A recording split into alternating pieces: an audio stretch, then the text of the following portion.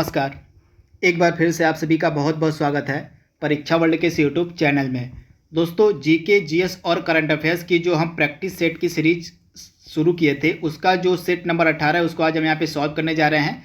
तो चलिए बिना किसी देरी किए आज के सेट को लगाना स्टार्ट करते हैं और देख लेते हैं कि आज का हमारा जो प्रैक्टिस सेट नंबर 18 है, इस प्रैक्टिस सेट में हमने कौन कौन से बेहतरीन जीके, जीएस और करंट अफेयर्स के प्रश्नों को सम्मिलित किया हुआ है। आइए उनको देख लेते हैं। तो हमेशा की तरह स्टार्टिंग के 5 प्रश्न आपको करंट अफेयर्स के मिलेंगे। तो पहला प्रश्न आपसे क्या पूछा गया है, यहाँ पे हिंदी भाषा के लिए पूछा गया है साहित्य अकादमी पुरस्कार 2021 किसे प्रदान किया गया है। सुपर इंपॉर्टेंट प्रश्न, 100% चांस है कि आपके एग्जाम में यह प्रश्न पूछा जाएगा। तो हिंदी भाषा के लिए जो साहित्य अकादमी पुरस्कार 2021 है ये किसको दिया गया था, तो दया प्रकाश सिन्हा को दिया गया। इनकी पुस्तक सम्राट अशोक के लिए। तो दया प्रकाश सिन्हा की एक पुस्तक थी सम्राट अशोक, इसी पुस्तक के लिए दया प्रकाश सिन्हा को हिंदी भाषा का साहित्य अकादमी पुरस्कार दिया गया। तो राइट आंसर आपका क्या हो जाएगा, ऑप्शन डी, यानी कि दया प्रकाश सिन्हा। वहीं अंग्रेजी भाषा के लिए किसको दिया गया साहित्य अकादमी पुरस्कार, तो अंग्रेजी भाषा के लिए दिया गया एक महिला जिनका नाम है नमिता गोखले। इनकी पुस्तक थी आपकी, और नमिता गोखले की पुस्तक थी आपकी थिंग्स टू लीव बिहाइंड। इसी पुस्तक के लिए 2021 का जो इंग्लिश लैंग्वेज है, यानी कि जो आपकी अंग्रेजी भाषा है, उसके लिए साहित्य अकादमी पुरस्कार दिया गया नमिता गोखले को। इनकी पुस्तक आप याद रखिएगा, थिंग्स टू लीव बिहाइंड। तो हिंदी भाषा के लिए किसको दिया गया, अंग्रेजी भाषा के लिए किसको दिया गया, दोनों आपको याद रखना है। अगला प्रश्न आपके सामने है, हाल ही में केंद्रीय कैबिनेट ने महिलाओं की विवाह की उम्र को 18 वर्ष से बढ़ाकर कितने वर्ष करने के प्रस्ताव को मंजूरी दी थी। सुपर इंपॉर्टेंट प्रश्न। तो महिलाओं के विवाह की उम्र को 18 वर्ष से बढ़ाकर 21 वर्ष करने के प्रस्ताव को मंजूरी दी गई थी केंद्रीय कैबिनेट के द्वारा। तो राइट आंसर आपका क्या हो जाएगा, ऑप्शन सी, और 21 वर्ष। अगला इंपॉर्टेंट प्रश्न आपके सामने है, और हाल ही में मिस यूनिवर्स 2021 का खिताब किसने जीता था। सुपर इंपॉर्टेंट प्रश्न। तो 2021 की आपकी मिस यूनिवर्स कौन बनी थी, तो हरनाज संधू, यानी कि ऑप्शन आपका ए यहाँ पे बिल्कुल सही हो जाएगा। हरनाज संधू को जो है 2021 और मिस यूनिवर्स का खिताब दिया गया था। तो ऑप्शन आपका ए यहाँ पे बिल्कुल सही है। अक्टूबर 2021 में किसने भारत का भू, और यहाँ पे अ की जगह स्थानिक होगा, इस प्रकार से लिखा जाएगा, और नहीं रहेगा यहाँ पे। तो भू स्थानिक ऊर्जा मानचित्र लॉन्च किया था, आपको उसका नाम बताना है। तो इसमें से किसके द्वारा जो है भारत का जो भू स्थानिक ऊर्जा मानचित्र है वो लॉन्च किया गया था। तो इस भू स्थानिक ऊर्जा मानचित्र को लॉन्च किया था नीति आयोग ने। ऑप्शन आपका ए यहाँ पे बिल्कुल सही। आप इसके बारे में आप याद रखिएगा, इंपॉर्टेंट है। तथा एक फैक्ट आप याद रखिएगा नीति आयोग के बारे में, इसके जो उपाध्यक्ष हैं एकदम रिसेंटली बदले गए हैं। तो इससे पहले नीति आयोग के उपाध्यक्ष हुआ करते थे जिनका नाम था राजीव कुमार। तो राजीव कुमार ने अपने पद से इस्तीफा दे दिया है तथा इनकी जगह नए उपाध्यक्ष बनाए गए नीति आयोग के। इनका नाम है, यहाँ पे आप देख रहे हैं पिक्चर में, ये हैं आपके सुमन बेरी। ये जो है नीति आयोग के नए उपाध्यक्ष बनाए गए। तो सुपर इंपॉर्टेंट है करंट अफेयर्स का प्रश्न, इसको आप नोट डाउन जरूर कर लीजिएगा। नीति आयोग के जो नए उपाध्यक्ष हैं वो बनाए गए हैं आपके सुमन बेरी। किसकी जगह पर, तो राजीव कुमार ने हाल ही में इस्तीफा दे दिया है। तो इसके बारे में आप याद रखिएगा। अगला इंपॉर्टेंट प्रश्न आपके सामने है, और अक्टूबर 2021 में केंद्र सरकार ने राष्ट्रीय बाल अधिकार संरक्षण आयोग का अध्यक्ष किसे नियुक्त किया था। तो आपका जो राष्ट्रीय बाल अधिकार संरक्षण आयोग है इसके अध्यक्ष कौन नियुक्त किए गए थे अक्टूबर 2021 में। तो राइट आंसर आपका क्या हो जाएगा, प्रियंक कानूनगो। यहाँ पे क्या हो जाएगा, प्रियंक कानूनगो होगा, यहाँ पे कानूनगो। तो प्रियंक कानूनगो को जो है आपका और नियुक्त किया गया था राष्ट्रीय बाल अधिकार संरक्षण आयोग का अध्यक्ष। तो यहाँ पे क की जगह गो होगा, कानूनगो हो जाएगा। तो प्रियंक कानूनगो का नाम इंपॉर्टेंट है, आप इसे नोट डाउन कर लीजिएगा। तो यहाँ पे 5 जो शुरू के प्रश्न आपके थे करंट अफेयर्स के उनको हमने देख लिया है। अब आगे के जो प्रश्न आपको मिलेंगे वो जीएस और जीके के मिलेंगे। तो पहला प्रश्न आपके सामने, इसमें से आपको बताना कि कौन सा कथन सत्य है।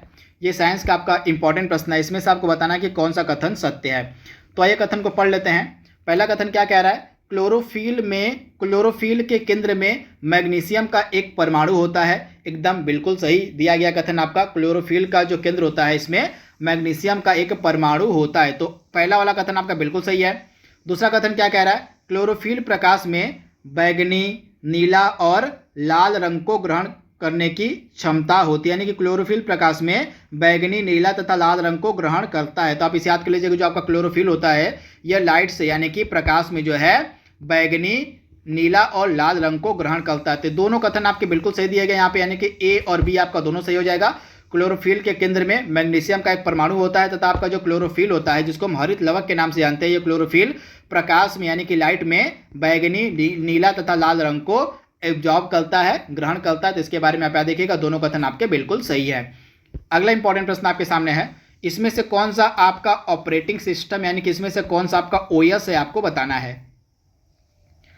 तो इसमें से आपका ऑपरेटिंग सिस्टम कौन सा है, तो आपका लाइनेक्स हो जाएगा, माइक्रोसॉफ्ट विंडोज हो जाएगा और एप्पल मैक्स, ये तीनों आपके क्या हैं, तो ऑपरेटिंग सिस्टम है। लेकिन इसमें से आपका जो मोजिला फायरफॉक्स है यह एक वेब ब्राउजर है, तो इसके बारे में आप याद देखिएगा। लेकिन इसमें से तीन यानी कि ऑप्शन ए, बी और सी यानी कि 1, 2 और 3 आपका बिल्कुल सही हो जाएगा। लाइनेक्स, माइक्रोसॉफ्ट और एप्पल मैक्स, ये तीनों आपके ऑपरेटिंग सिस्टम है, इसके बारे में आप याद देखिएगा। लेकिन इसमें से जो आपका मोजिला फायरफॉक्स है ये आपका वेब ब्राउजर है, तो इसके बारे में आप याद देखिएगा। यानी कि 1, 2, 3 आपका बिल्कुल सही है। और कैरेटीन जो होता है इसमें से किसमें पाया जाता है, आपसे पूछा जा रहा है। कैरेटीन के बारे में आपको बताना है कि दिए गए 4 ऑप्शंस में से किसमें आपका कैरेटीन देखने को मिलता है। तो कैरेटीन किसमें पाया जाता है आपको बताना है। तो कैरेटीन जो है एक प्रकार का कह लीजिए प्रोटीन होता है जो आपके बाल में मिलेगा, इसके बाद आपका नाखून में भी मिलता है, इसके बाद आपका सींगों में भी मिलता है और ऊन में, यानी कि इन चारों चीज़ों में आपको कैरेटीन देखने को मिलता है। तो इसके बारे में आप याद देखिएगा, यानी कि बाल में, नाखून में, सींगों में और ऊन, यहाँ पे ऊन होगा, ऊनों में जो है आपका कैरोटीन की मात्रा होती है। तो ऑप्शन आपका यहाँ पे डी बिल्कुल सही हो जाएगा, 1, 2, 3, 4। तो इसके बारे में आप याद देखिएगा, बहुत ही ज़्यादा यह महत्वपूर्ण प्रश्न आपके एग्जाम के लिए है। अगला महत्वपूर्ण प्रश्न आपके सामने है, शिक्षा का अधिकार एक मौलिक अधिकार है जो किस आर्टिकल से संबंधित है, आपसे पूछा जा रहा है। तो शिक्षा का अधिकार जो है राइट टू एजुकेशन जो है आपका, यह किस अनुच्छेद से संबंधित हो, आर्टिकल हमारा 21A जो है, जिसको जोड़ा गया था 86वें संविधान संशोधन। आप याद कर लीजिएगा, 86वां जो आपका संविधान संशोधन हुआ था 2002 में, इसी के तहत जो है भारतीय संविधान में आपका आर्टिकल 21 ऐड किया गया, मतलब हमारा जो मौलिक कर्तव्यों का एक आर्टिकल था 21A वह जोड़ा गया था। तथा यह जो आपका आर्टिकल 21A है यह राइट टू एजुकेशन यानी कि शिक्षा के अधिकार से संबंधित है तथा यह एक मौलिक अधिकार के अंतर्गत आता है। तो इसके बारे में आप याद रखिएगा, बहुत ही ज़्यादा यह महत्वपूर्ण प्रश्न है आपके एग्जाम के लिए, तो इसके बारे में आप याद रखिएगा, इंपॉर्टेंट है, यह आपसे डायरेक्टली एग्जाम में पूछा जा सकता है। इसके बाद अगला प्रश्न आपके सामने है, निम्न में से किसने और संविधान सभा में उद्देश्य प्रस्ताव रखा था, यानी कि उद्देश्य प्रस्ताव किसके द्वारा संविधान सभा में रखा गया था, आपसे पूछा जा रहा है। तो उद्देश्य प्रस्ताव को संविधान सभा में किसने रखा था, तो आप ध्यान से याद कर लीजिएगा, यह प्रस्ताव रखा गया था और किसके द्वारा, तो पंडित जवाहरलाल नेहरू जी के द्वारा, यानी कि ऑप्शन आपका ए यहाँ पे बिल्कुल सही हो जाएगा। पंडित जवाहरलाल नेहरू ने जो है संविधान सभा में उद्देश्य प्रस्ताव को रखा था। तो इसके बारे में आपको याद रखना है, बहुत ही ज़्यादा यह महत्वपूर्ण प्रश्न है, आप इसे याद कर लीजिएगा। ऑप्शन आपका जो ए है यहाँ पे बिल्कुल सही हो जाएगा। अगला प्रश्न आपके सामने है, और ओणम जो है किस राज्य या केंद्र शासित प्रदेश का सांस्कृतिक उत्सव है, आपसे पूछा जा रहा है। ओणम के बारे में यहाँ पे बात हो रही है, जो आपका ओणम है यह किस राज्य या केंद्र शासित प्रदेश का एक सांस्कृतिक उत्सव है, इंपॉर्टेंट प्रश्न है। तो यह केरल का सांस्कृतिक उत्सव, यानी कि ऑप्शन आपका ए यहाँ पे बिल्कुल सही हो जाएगा, केरल का एक सांस्कृतिक उत्सव है आपका ओणम। तो इसके बारे में आप याद देखिएगा। तथा केरल में कुछ शास्त्रीय नृत्य भी फेमस हैं, जो मैं आपको बता देता हूँ। 2 शास्त्रीय नृत्य आपके केरल के फेमस हैं, एक तो आपका हो गया कथकली, आप इसे नोट डाउन कर लीजिएगा, कथकली हो गया, यह एक शास्त्रीय नृत्य है। और इसके बाद एक आपका हो जाएगा मोहिनी अट्टम, ये दोनों जो हैं आप, मोहिनी अट्टम, कथकली और मोहिनी अट्टम, ये दोनों जो हैं आपके शास्त्रीय नृत्य हैं जो आपके केरल के हैं। तो इसके बारे में आप याद रखिएगा, इंपॉर्टेंट है, डायरेक्टली आपसे एग्जाम में प्रश्न पूछा जा सकता है।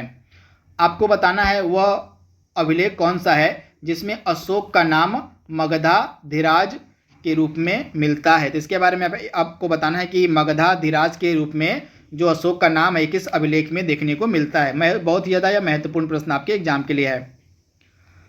तो इसका राइट आंसर आपका क्या हो जाएगा, जो आपका भाब्रू अभिलेख है, आप नोट डाउन कर लीजिएगा, जो आपका भाब्रू अभिलेख है इसमें जो है अशोक का जो नाम है यह मगधाधिराज के रूप में देखने को मिलता है। तो आप इसे याद कर लीजिएगा। ऑप्शन जो आपका यहाँ पे भाब्रू वाला यानी कि ऑप्शन आपका डी है, यहाँ पे बिल्कुल सही हो जाएगा। इसके बारे में आप याद कर लीजिएगा, बहुत ही ज़्यादा यह महत्वपूर्ण प्रश्न है आपका।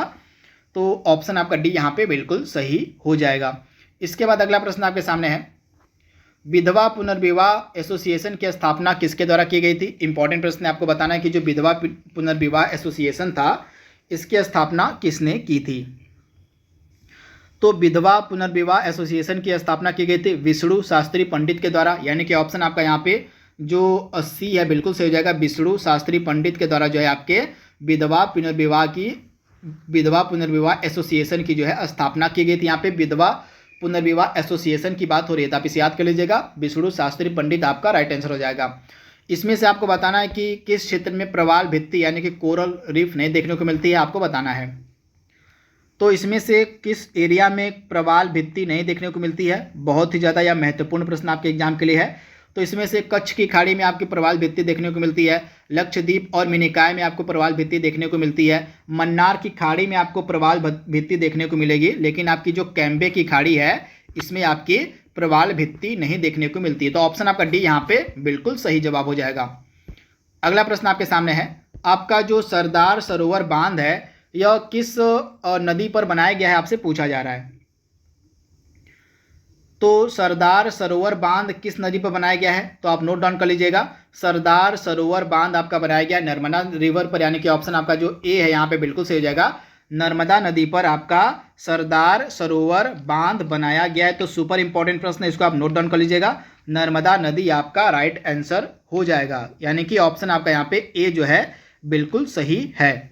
इसके बाद अगला प्रश्न आपके सामने है, आपको बताना है कि जो अकबर था, अकबर के शासनकाल में इबादत खाने की स्थापना कब की गई थी? इंपॉर्टेंट प्रश्न है। तो अकबर के शासनकाल में जो इबादत खाना बना था उसकी स्थापना कब की गई थी? इंपॉर्टेंट है।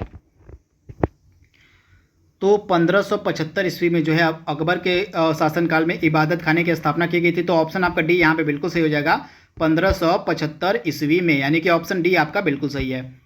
और निम्नलिखित में से कौन विद्युत ऊर्जा को रासायनिक ऊर्जा में रूपांतरित करता है? इंपॉर्टेंट प्रश्न आपको बताना है किसके द्वारा विद्युत ऊर्जा को यांत्रिक ऊर्जा में बदला जाता है। तो यह यंत्र आपका होता है विद्युत मोटर। विद्युत मोटर क्या कार्य करता है? यह आपको विद्युत ऊर्जा को यांत्रिक ऊर्जा में, यहाँ पे विद्युत ऊर्जा को रासायनिक की जगह आपका यांत्रिक ऊर्जा होना चाहिए था, यहाँ पे यांत्रिक कर लीजिए आप, यांत्रिक होगा, हाँ।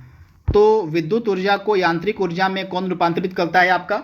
तो विद्युत ऊर्जा को यांत्रिक ऊर्जा में रूपांतरित करने का कार्य करता है आपका विद्युत मोटर, यानी कि ऑप्शन आपका बी यहाँ पे बिल्कुल सही हो जाएगा।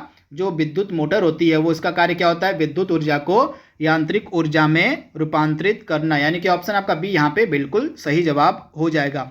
इसके बाद यहाँ पे मैंने पूरी लिस्ट अपलोड की हुई है और ऊर्जा रूपांतरित करने वाले कुछ उपकरण, इनको एक बार वीडियो को पॉज करके एक बार इत्मीनान से आप देख लीजिएगा। यहाँ पे आप देख रहे हैं विद्युत मोटर की हम बात कर रहे थे ना, तो विद्युत मोटर का कार्य क्या होता है? विद्युत ऊर्जा को यांत्रिक ऊर्जा में परिवर्तित करना। इसी तरह से और कौन कौन से उपकरण हैं, इनका कार्य क्या है, ऊर्जा का रूपांतरण किस रूप में करते हैं, इनको आप एक बार देख लीजिएगा। यहाँ से प्रश्न आपके एग्जाम में डेफिनेटली पूछा जा सकता है। तो इसमें से आपके सभी इंपॉर्टेंट है, वीडियो को एक बार इत्मीनान से पॉज करके आप पढ़ लीजिएगा, ये बहुत ही ज़्यादा महत्वपूर्ण है आपके आने वाले लेखपाल की परीक्षा के लिए।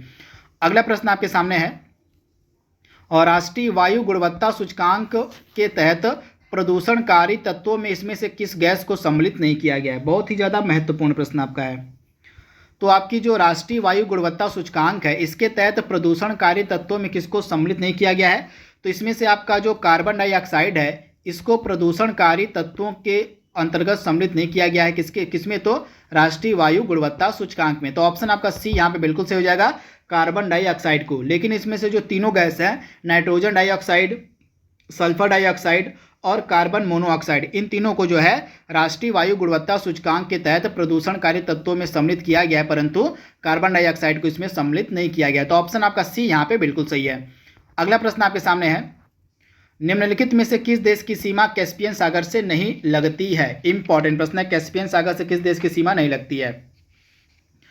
तो टोटल आपके 5 देश हैं जिनकी सीमा कैस्पियन सागर से लगती है। ये 5 देश आप याद कर लीजिएगा, तुर्कमेनिस्तान हो जाएगा, अजरबैजान हो जाएगा, रसिया हो जाएगा, उसके बाद ईरान हो जाएगा और एक आपका हो जाएगा कजाकिस्तान, यानी कि इसमें से आपका जो किर्गिस्तान है इसकी सीमा नहीं लगती है कैस्पियन सागर से। इसके बारे में आप देखिएगा, फार्मूला पे याद कर लीजिएगा, ये ट्रिक है।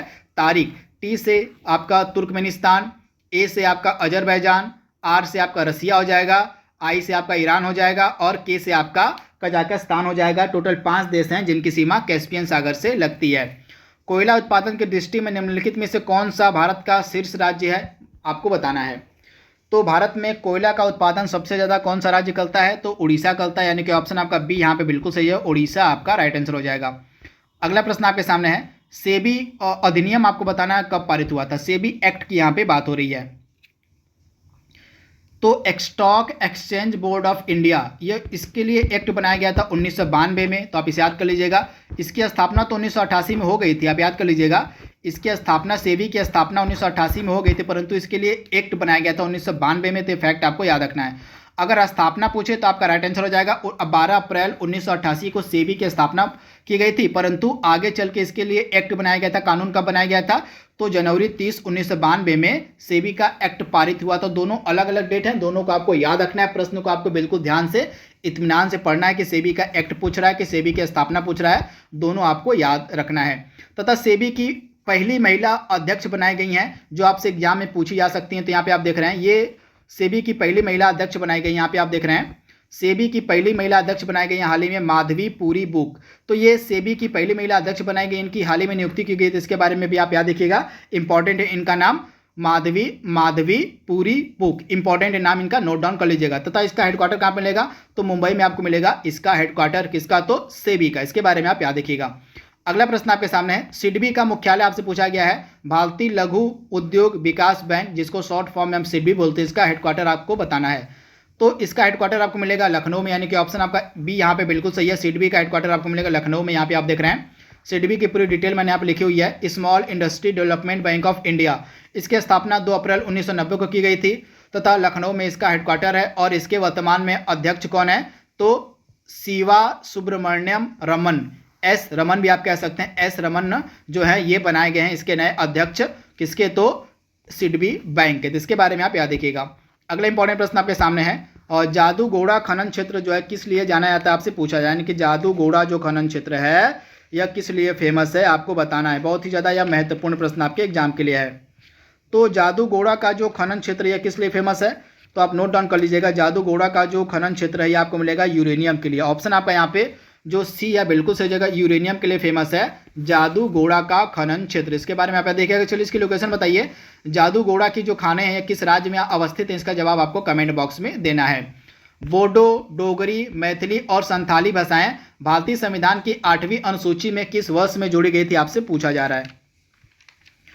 तो बोडो, डोगरी और संथाली जो भाषाएं थी ये हमारे अनुसूची 8 में किस वर्ष में जोड़ी गई थी, तो हमारी जो अनुसूची है 8 उसमें बोडो, डोगरी, मैथिली और संथाली को 2003 में ऐड किया गया था। तो ऑप्शन आपका बी यहाँ पे बिल्कुल सही हो जाएगा 2003 में। इन चारों भाषाओं को आप याद रखिएगा। आज के सेशन का लास्ट प्रश्न आपके सामने है, न्यू इंडिया के संपादक आपसे पूछे जा रहे हैं कौन थे, इंपॉर्टेंट है। तो न्यू इंडिया के संपादक थे आपकी एनी बेसेंट के द्वारा संपादन किया जाता था न्यू इंडिया नामक समाचार पत्र का। और आपके महात्मा गांधी किसका संपादन करते थे, तो महात्मा गांधी संपादन करते थे आपके यंग इंडिया का जो संपादन था महात्मा गांधी करते थे।